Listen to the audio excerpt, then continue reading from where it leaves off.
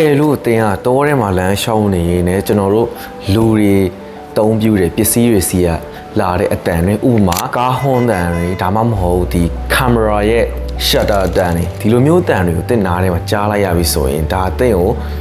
တောချောင်းနေတာလည်းမဟုတ်ပါဘူးပြီးတော့ဒီတန်တွေပြုတ်လုံးနေရလည်းလူတွေလည်းမဟုတ်ပါဘူး okay ဆိုတော့ဒီတန်တွေဘယ်ကလာတာလဲကျွန်တော်ရှင်းပြပါမယ်ဒီတန်တွေကတော့အယောင်သွေးစုံလင်တဲ့ဟာယာငှက်လို့ခေါ်တဲ့တိရစ္ဆာန်တစ်မျိုးစီကနေလာတာဖြစ်ပါတယ်ဒီငှက်ကဆိုရင်ကဘာပေါ်မှာတခြားငှက်မျိုးစိတ်တွေထက်ကိုညင်မြင့်ပြီးတော့အတန်တုခိုးနိုင်တဲ့ scale ကတော်တော်မြင့်သွားပါတယ်ဆိုတော့ကဘာပေါ်မှာအတန်တုခိုးတာအကျွမ်းဆုံးတိရစ္ဆာန်မျိုးစိတ်တွေမျိုးလည်းဖြစ်ပါတယ်ဗျာဆိုတော့ဒီနေ့မှာဒီစိတ်ဝင်စားမှုကောင်းတဲ့ဒီငှက်ကြောင်ကိုကျွန်တော်နဲ့တူတူလိုက်လေ့လာလိုက်ကြရအောင်သူတို့ကိုကျွန်တော်တို့လူသားတွေကဘာလို့ဟာယာငှက်လို့ခေါ်တာလဲဒီမှာလည်းတိကျတဲ့ဖြေတစ်ခုရှိပါတယ်ဒါကိုကျွန်တော်ရှင်းပြပေးမှာဖြစ်ပါတယ်ခင်ဗျာဒီထူးဆန်းတဲ့ငှက်တွေရဲ့ပုံမှန်အားဖြင့်ကတော့ Australia type မိုးတက်တော်တွေမှာပဲနေထိုင်ကြတဲ့ငှက်မျိုးစိတ်တွေဖြစ်ပါတယ်ပြီးတော့သူတို့ကိုကျွန်တော်တို့အနေနဲ့ဘာလို့ဒီလိုနာမည်ထူးဆန်းခေါ်လဲဆိုရင်ဒီငှက်အထီးတွေရဲ့သူအမီးရဲ့ပုံစံဂရိချေဟောင်းတေးဂီတာတီးတဲ့သူရိယာတစ်ခုဖြစ်တဲ့ flyer နဲ့တူပါတယ်ဒါကြောင့်ဒီငှက်ကိုဂရိဘာသာစကားကနေဆင်းသက်လာတဲ့တေးဂီတာတီးတဲ့သူရိယာတစ်မျိုးအမီကနေပြီးတော့ဒီငှက်ကို dryer ငှက်လို့ပေးခြင်းဖြစ်ပါတယ်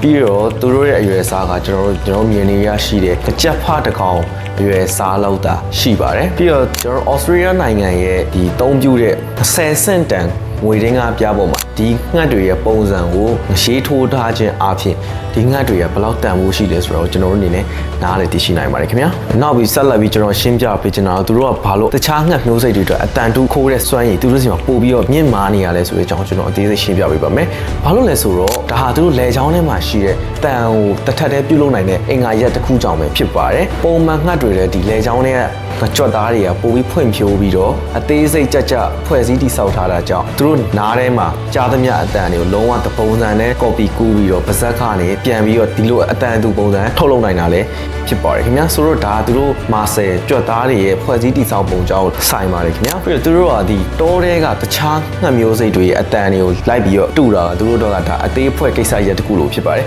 ဘာလို့လဲ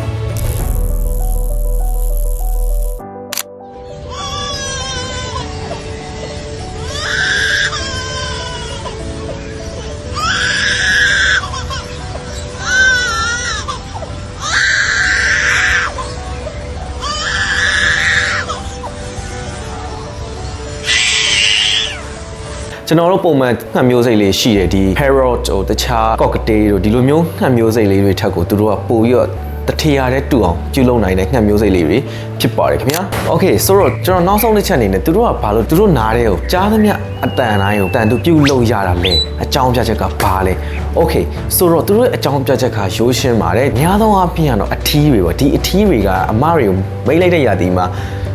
ဆွဲဆောင်တဲ့အခါမှာသူတို့ကအတန်ကိုအမျိုးမျိုးပြုတ်လုပ်ပြီးတော့သူတို့ဘလောက်ဆွဲဆောင်မှုရှိကြောင်းသူ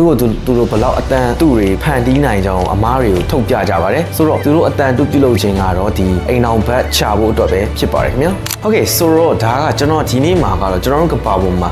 အတန်တူလုံးနိုင်စွမ်းအမြင့်မာဆုံးငှက်တစ်ကောင်အကြောင်းကိုကျွန်တော်ရှင်းပြပေးရတာပါကျွန်တော်ဒီနေ့ရဲ့ဗီဒီယိုလေးကိုကျွန်တော်ဒီမှာပဲဆုံးသက်ပါပဲကျွန်တော်နာမည်က Ivan ဖြစ်ပါတယ်ခင်ဗျာဆိုတော့ဒီဗီဒီယိုလေးကိုချိန်ပေးကြည့်ရှုပေးရကျွန်တော်တို့ဘက်ကနေကျေးဇူးအများကြီးတင်ပါတယ်ခင်ဗျာနောက်ဗီဒီယိုမှာပြန်လည်ဆုံတွေ့ပါမယ် bye bye